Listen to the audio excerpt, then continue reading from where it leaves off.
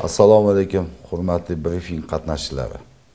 Koronavirus infeksiyasining tarqalishiga qarshi kurashish davrida aholini ijtimoiy himoya qilishni kuchaytirish va iqtisodiyot tarmoqlari faoliyatini ko'rsatishini barqarorligini ta'minlash, shuningdek ayrim xo'jalik yurituvchi subyektlarni qo'llab-quvvatlash maqsadida Prezidentimizning koronavirus pandemiyasi davrida aholi iqtisodiyot tarmoqlari va tadbirkorlik subyektlarini qo'llab-quvvatlashga doir qo'shimcha chora-tadbirlar to'g'risidagi farmoni qabul qilindi. Prezidentimizning mazkur farmoniga asosan So'x tumanida ham barcha sohalarda inson manfaatlarini ko'zlagan holatda aholini har tomonlama himoya qilish, iqtisodiyot tarmoqlari va tadbirkorlik subyektlarini qo'llab-quvvatlashga doir tizimli ishlar olib borilmoqda. Farmonda asosan ijtimoiy ko'makka muhtoj, kam ta'minlangan, ko'p bolali oilalarni har tomonlama qo'llab-quvvatlashga alohida e'tibor qaratilgan. Joriy yilning mart-iyun oylarida to'lash muddati tugaydigan, bolalari bo'lgan oilalarga nafaqa, bolalar parvarish bo'yicha nafaqa va moddiy yordam to'lash, ularni to'lashni yangi muddatda davom ettirish to'g'risidagi ariza hamda boshqa hujjatlarni talab qilmagan holatda 6 oy muddatga tanaffussiz davom ettirilishi, ijtimoiy nafaqa va moddiy yordam to'lashni uzaytirish bilan bog'liq xarajatlar inqirozga qarshi kurashish jamg'armasi hisobidan qoplanishi ta'kidlab o'tildi. Farmonga asosan Moliya vazirligi inqirozga qarshi kurashish jamg'armasi hisobidan tumandagi 439 ta kam ta'minlangan oilalarni qo'llab-quvvatlash uchun 791 million 59 ming so'm mablag' ajratildi. Jumladan 118 ta 2 yoshgacha bolali oilalarning nafaqasi uchun 125 million 582 ming so'm, 281 ta 14 yoshgacha bolali oilalarning nafaqasi uchun 585 million 11 ming so'm, 40 ta kam ta'minlangan oilalarga moddiy yordam uchun 25 million 705 ming so'm va 439 ta oilalarga kompensatsiya to'lovlari uchun 54 million 761 ming so'm mablag'lari ajratildi. Shuningdek, tumandagi tibbiyot muassasalari va sanitariya epidemiologiya osoyishtaligini markazlari xodimlarini rag'batlantirish uchun 119 million 852 ming so'm mablag' ajratilib, moliyalashtirib berildi. Muhtaram Prezidentimizning ushbu farmonlari bilan soliq ma'murchiligida quyidagi imtiyozlar joriy qilindi. Foydalanilmayotgan ishlab chiqarish maydonlari, yashash uchun mo'ljallanmagan inshootlarga, shu jumladan 2020-yil 1-aprelga qadar aniqlanganlarga nisbatan mol-mulk solig'i va yer solig'ining oshirilgan stavkalarini qo'llash, shuningdek ko'rsatilgan soliqlar bo'yicha oshirilgan stavkalarni qo'llash natijasida yuzaga kelgan qarzdorlikka nisbatan penya hisoblash va majburiy undirish choralarini ko'rish tartibi to'xtatildi.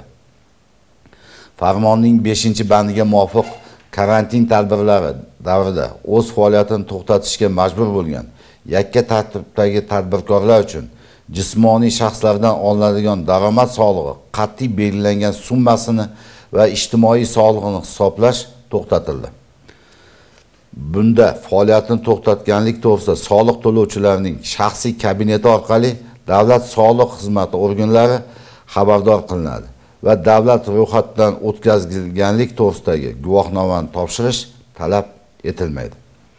Karantin tadbirlari davrida tuman bo'yicha 232 nafar yakka tartibdagi tadbirkorlar o'z faoliyatini to'xtatishga majbur bo'ldilar. Mazkur farmonga muvofiq faoliyatini to'xtatgan yakka tartibdagi tadbirkorlarga qat'iy daromad solig'i va ijtimoiy soliqlarning hisoblanmasligi natijasida karantin davrida tadbirkorlarning ixtiyorida 42 million so'm soliq mablag'lari qolishi kuzatildi. Karantin tadbirlari davrida o'z faoliyatini to'xtatishga majbur bo'lgan tadbirkorlik subyektlari tomonidan davlat mulkidan foydalanganlik uchun ijara to'lovlarini hisoblash va undirish to'xtatiladi. O'zbekiston Respublikasi Prezidentining mazkur farmonining 4-bandi B qismiga asosan tovarlarni realizatsiya qilish aylanmasi oyiga 1 milliard so'mdan oshmaydigan va elektron hisob fakturalarini qo'llaydigan qo'shilgan qiymat solig'i to'lovchilar ushbu soliqni har choralik asosda hisoblash va to'lash huquqiga ega. So'x tumanida qo'shilgan qiymat solig'i to'lovchilari 1-iyul 2020-yilda 62 dan tashkil etib, shundan realizatsiya qilish aylanmasi oyiga 1 milliard so'mdan oshmaydigan korxonalar 53 dan tashkil etadi. Binobarin ushbu 53 ta korxona tomonidan har oyda elektron hisob fakturalardan foydalanib, Davlat soliq inspeksiyasiga shaxsiy kabineti orqali xabarnoma jo'natsa, ushbu korxonalar qo'shimcha qiymat solig'i hisoboti oylik emas, balki choralik topshirish huquqiga ega bo'ladi. Chorak davomida 53 million so'm mablag' ularning ixtiyorida qolishi hamda ushbu mablag'lar chorak yakuni bilan soliqlarni to'lash imkoniyatini yaratadi. Binobarin qo'shilgan qiymat solig'i to'lovchilardan elektron hisob fakturalardan foydalanib, hisobot topshirish imtiyozidan foydalanishni talab etiladi. Farmonga asosan bo'sh turgan obyektlar, mulkdorlarga nisbatan mol-mulk solig'i va yer solig'ini oshirilgan stavkalarini qo'llashni to'xtatib turish hisobiga tadbirkorlik subyektlarining joriy yilning 1-apreldan 1-dekabrga qadar ularning ixtiyorida jami 5 million so'm, shu jumladan ikkinchi chorakda 2,5 million so'm mablag' qoladi. Farmonning 6-bandida o'z faoliyatini to'xtatgan va tovarlar realizatsiyasidan tushumi joriy yilning 1-choragidan o'rtacha oylik miqdoriga nisbatan 50% dan ko'proqqa kamaygan mikrofirma, kichik korxona va yakka tartibdagi tadbirkorlarga soliq organlarini xabardor qilgan holatda 2020-yil 1-oktyabrga qadar quyidagi soliqlarni foizsiz kechiktirish huquqi taqdim etiladi. Ya'ni mahalliy davlat hokimiyati organlariga ariza bermasdan turib, aylanmadan olinadigan soliq, mol-mulk solig'i, yer solig'i, suv resurslaridan foydalanganlik uchun soliq bo'yicha ularni keyinchalik 12 oy davomida teng ulushlarda to'lash sharti bilan, ijtimoiy soliq bo'yicha uni keyinchalik 6 oy davomida teng ulushlarda to'lash sharti bilan, ushbu yuqoridagi imtiyoz bo'yicha mikrofirma, kichik korxona va yakka tartibdagi tadbirkorlarga soliq organlarini xabardor qilgan holda foydalanishlari mumkin bo'lgan murojaatlar kelib hozirgacha bizga tushmagan. Majburiy auditorlik tekshiruvidan o'tkazilishi lozim bo'lgan xo'jalik yurituvchi subyektlar 2019-yil yakunlari bo'yicha auditorlik tekshiruvdan o'tkazish muddati 2020-yil 1-oktyabrgacha uzaytiriladi. So'x tumanida 6 ta korxona majburiy auditorlik xulosalarini 1-maygacha Davlat soliq inspeksiyasiga taqdim etilardi. 2020-yilda esa ushbu 6 ta korxonani taqdim etish muddati 1-oktyabrgacha uzaytiriladi. Prezidentimiz tomonidan tadbirkorlarga, ayniqsa So'x tumanida faoliyat olib borayotgan soha vakillariga nisbatan berilayotgan e'tibor, yaratib berilayotgan qulay shart-sharoitlar e'tirofga molik. Soha vakillarini har tomonlama qo'llab-quvvatlash, ularga zaruriy shart-sharoitlarni yaratib berishdek vazifa bizning ham zimmamizga yuklatilgan. Agar har birimiz faoliyatimiz jarayonida har bir tadbirkorga ko'makdosh, yelkadosh va madadkormiz degan ezgu g'oyaga tayanib ish tutsak, ko'zlangan maqsad va niyatlarimizga albatta erishamiz. Zotan tadbirkor taraqqiyot va rivojlanish uchun bo'layotgan harakat va intilishlarning yetakchi kuchidir. Shuning uchun bundan buyon taraqqiyot va farovonlikka faqatgina tadbirkorligini rivojlantirish va ularni qo'llab-quvvatlash orqali erishishimiz mumkinligini hammamiz anglab turibmiz.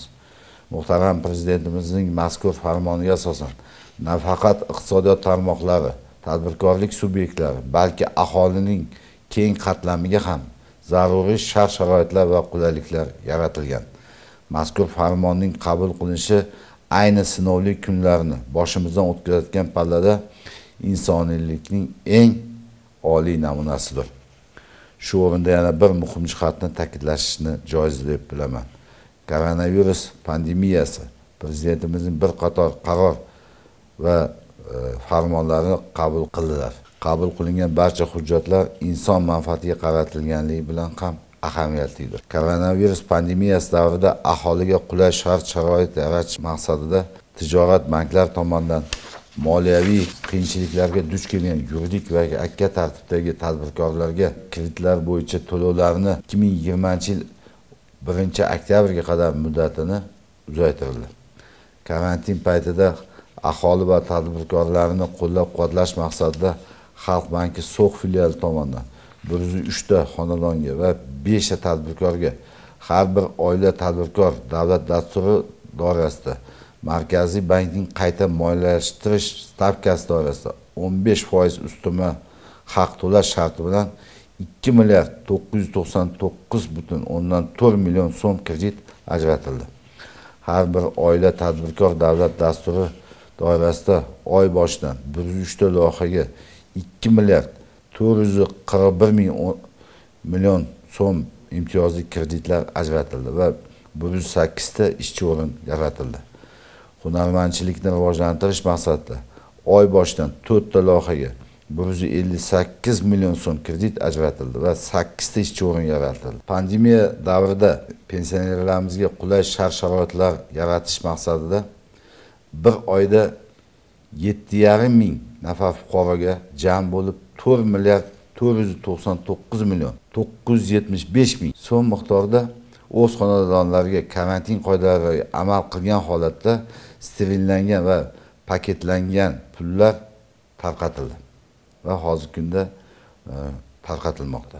Bu ham albatta koronavirus pandemiyasi davrida aholiga, ayniqsa nafaqadorlarimizga yaratib berilgan sharoitlar namunasidir. Tumanda faoliyat olib borayotgan Agrobank tomonidan ham aholini ijtimoiy qo'llab-quvvatlash maqsadida fuqarolarga 1 milliard 928 million 910 ming so'm miqdorida kreditlar berildi.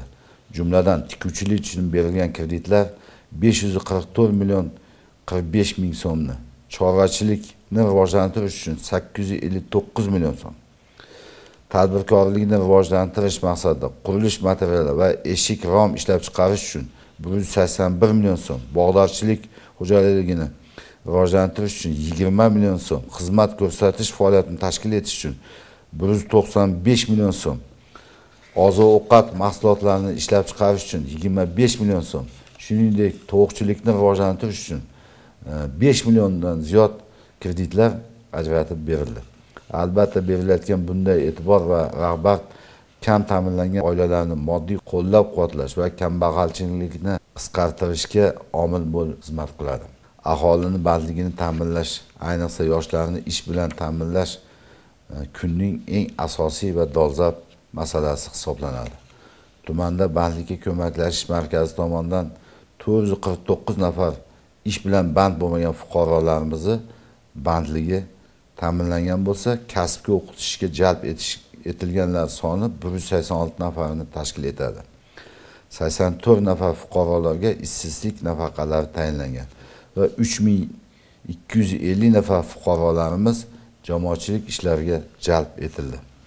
73 nafar fuqarolarga o'zini o'zi band qilish vaqtinchalik guvohnomasi taqdim etildi. 280 nafar fuqarolarga bandlik jamg'armasi hisobidan mablag'lar ajratildi. Bunda kasbga o'qitish uchun berilgan subsidiyalar soni 4 tani tashkil etadi. 24 nafar fuqarolarimiz bandlik jamg'armasi hisobidan ro'yxatdan o'tkazilgan bo'lsa, 252 nafar fuqarolarga subsidiya asosida sug'orish vositalari va ixcham issiqxonalar berildi. Tumanda mahalla va oilani qo'llab-quvvatlash, sog'liqni saqlash bo'limi xodimlari hamkorligida mahallalarga koronavirus infeksiyasining kirib kelishi va tarqalishini oldini olish maqsadida xonadonlardagi aholi bilan o'sha targ'ibot va tashviqot ishlari reja asosida olib borilmoqda. Albatta bu mahallani qo'llab-quvvatlash, o'sha oila jamg'armasi, ichki ishlar, milliy gvardiya va boshqa mutasaddi tashkilotlar bilan hamkorlikda amalga oshirilmoqda. Saxovat va ko'mak umumxalq harakati jamg'armasiga 30 million 749 ming 521 ming so'm mablag'lar kelib tushgan. Tumanimiz saxovatpesha, homiy va tadbirkorlar tomonidan 164 nafar ehtiyojmand, kam ta'min, nogiron va boquvchisini yo'qotgan oilalarga 19,5 million so'mlik oziq-ovqat mahsulotlari yetkazib berildi. 24 ta qabriston va 6 ziyoratgohlarda obodonlashtirish ishlari olib borilmoqda. 27 mahalla fuqarolar yig'inlarining asosiy qismida jamoatchilik nazorati doimiy navbatchilik postlari tashkil etildi. Shu o'rinda yana bir muhim jihatni ta'kidlash lozim.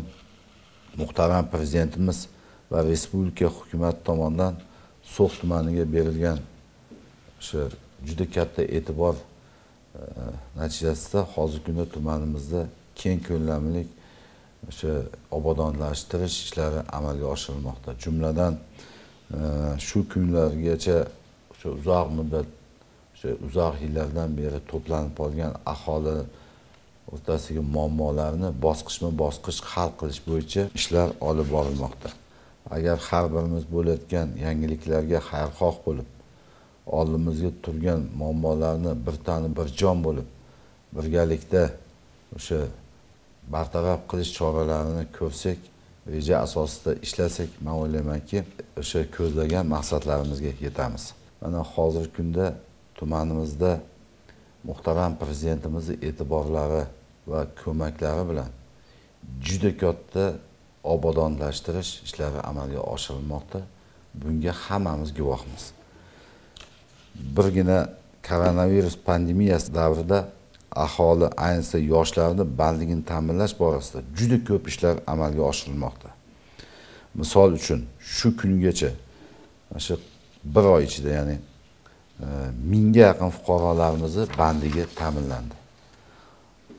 So'x tumanida fuqarolar ijtimoiy, iqtisodiy o'sha rivojlantirish, So'x tumanini har tomondan rivojlantirish maqsadida olib borilayotgan ishlarimiz mana bu o'sha yo'l qurilishi, gaz ta'minoti, ichimlik suvi ta'minoti, irrigatsiya tarmoqlarini ta'minlash, qishloq xo'jaligi, qurilish, ta'mirlash sohasi, axborot, telekommunikatsiya, ta'lim, yoshlarni sportga jalb qilish va tibbiyot sohalarida har bir o'sha soha yo'nalishlarida juda katta ishlar amalga oshirilmoqda. Shuning uchun bir narsani ta'kidlab o'tmoqchi edim. Hozirgi kunda butun dunyoda koronavirus infeksiyasining tarqalishi kuchaymoqda. Shu jumladan oxirgi kunlarda respublikamizda ham bu baloni o'sha bilan zaharlanganlarning soni ortib borayotganligini kuzatmoqdamiz. Bu albatta bizga hozir temir intizom bilan har birimiz o'zimizdan boshlab koronavirus pandemiyasi paytida o'sha belgilangan karantin qoidalariga qat'iy amal qilishimizni talab etadi. Hurmatli fuqarolar, mana hozir tumanimiz bo'yicha amalga oshirilayotgan ishlarimizga albatta karantin qoidalariga qat'iy amal qilgan holatda temir intizom bilan ish olib borishimizga to'g'ri keladi. Mana kuzatyapmiz, tumanimizni ayrim mahallalarda, tuman markazida karantin qoidalariga rioya qilmasdan, tibbiy niqob taqmasdan, o'sha yurishlik holatlari, karantin qoidalariga amal qilmagan holatda transport vositalarini boshqarish yoki to'planib qolish, savdo rastalarida dezinfeksiya vositalari yo'qligi va karantin nazorati shu kungacha o'rnatilmaganligi albatta bu hammamizni tashvishga solmoqda. Shuning uchun men tuman hokimi sifatida sizlarni karantin qoidalariga rioya qilishlaringizni, har bir oila o'zini oilasidan, oila rahbari avvalambor o'zidan va har bir oila a'zolaridan karantin qoidalariga rioya qilishini talab qilishi va bu qoidalarni so'zsiz bajarilishini oilada ta'minlasa, men o'ylaymanki har bir mahallada va tumanimizda bu karantin qoidalariga rioya qilinishini biz ta'minlagan bo'lamiz. Mana eslatib o'tmoqchiman, karantin qoidalariga amal qilmaslik, karantin qoidalarini buzish O'zbekiston Respublikasining ma'muriy va jinoiy kodeksidagi moddalar bilan jazo muqarrarligi ta'minlanishi bo'yicha sizlarni ogohlantirib o'taman. E'tiborlaringiz uchun rahmat.